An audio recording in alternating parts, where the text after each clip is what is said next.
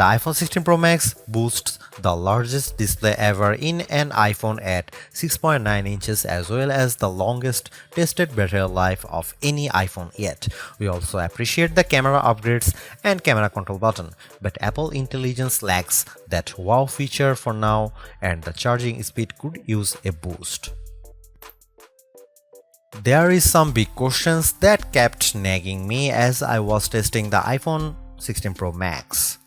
Does the larger screen make it compelling or too big? Is the new camera control a game changer or a gimmick? How well do the Apple Intelligence features actually work? If the iPhone 16 Pro Max has the best iPhone battery life ever, how long does it last? After testing this flagship phone for several days, I'd say that it is indeed a handful, and while I am encouraged by some of the Apple Intelligence features I tested in a beta that's arriving next month, more AI capabilities will be coming later. Still, the battery life from the iPhone 16 Pro Max is insane and the camera's predictably great, so this is one of the best phones money can buy. Apple clearly still has some catching up to do with AI and the design hasn't changed much with the exception of slightly slimmer bezels. But this is the new iPhone I'd buy with my money. The ginormous 6.9-inch iPhone 16 Pro Max starts at $1,199 US with 256 GB of storage and goes on sale September 20. You can upgrade to 512 GB for $200 more and another $200 will get you 1 TB. I have been a Pro Max user for years since the iPhone 11 Pro Max, but after testing the new iPhones, I'm actually torn about the iPhone 16 Pro Max. It has the largest display ever of any iPhone at 6.9 inches. Yes, the thinner bezels help keep the device somewhat compact, but it is still taller, wider and heavier than the iPhone 15 Pro Max, which I thought was the near perfect size and weight for a big screen phone. I have gone from feeling like I cheated the system to feeling slightly cheated. This might be an unpopular opinion, but I think the new Pro Max is a little too big, at least for my hands. It's more of a stretch now to do simple things like scrolling through web pages or TikTok, and once you put a case on your iPhone 16 Pro Max, it's like a mini tank. The good news is that the Pro Max is built to be more durable. In addition to having a titanium band, Apple claims that the improved ceramic shield display on this model is 50% tougher than the last generation. We can't drop these units, but on paper it's encouraging. The iPhone 16 Pro Max comes in 4 colors: titanium white, titanium black, natural titanium and desert titanium.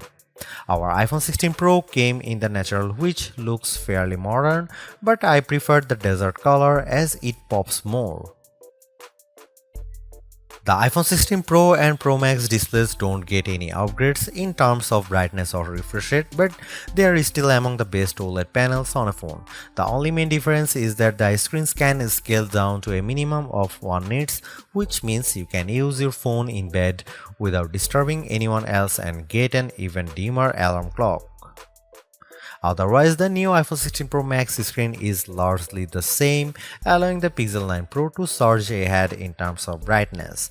We measured a max of about 1500 nits for the iPhone 16 Pro Max, while the Pixel 9 Pro XL hit more than 2300 nits.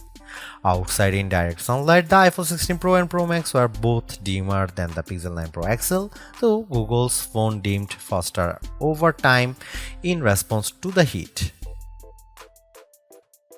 The iPhone 16 Pro Max gets a bunch of camera upgrades, starting with a new 48-megapixel fusion camera for the main shooter that's designed to read data faster.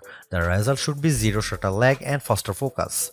I took some shots of people passing by on scooters and moving taxis at the same time on the iPhone 16 Pro Max and iPhone 15 Pro Max, and the new iPhone was indeed faster. The results were not necessarily sharper though, as you can see in this side-by-side comparison. Here are some camera samples of iPhone 16 Pro Max.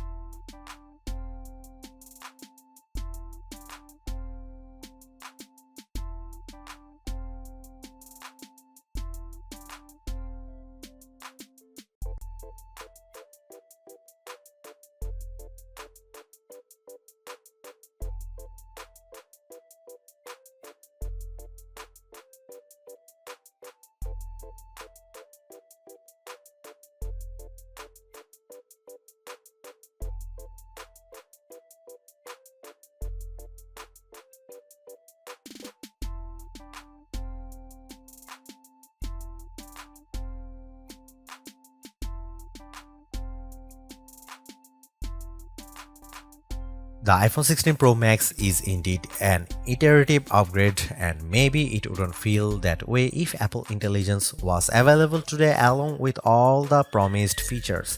Instead, it's going to trickle out over time, so I would not to be in a rush to upgrade.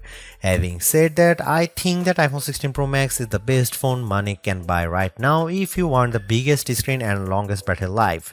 It lags in zoom versus the S24 Ultra, but you get more endurance, better camera quality, and plenty of creative features like photographic styles and audio mix. I actually preferred the AI capabilities of the Pixel 9 Pro XL series with its smarter Gemini Live voice assistant and other features like Add Me for photos and Pixel screenshots. But the Pixel's performance and battery life trail the iPhone 16 Pro Max. For me, the iPhone 16 Pro Max retains its title as the best phone, but it's not because of Apple Intelligence.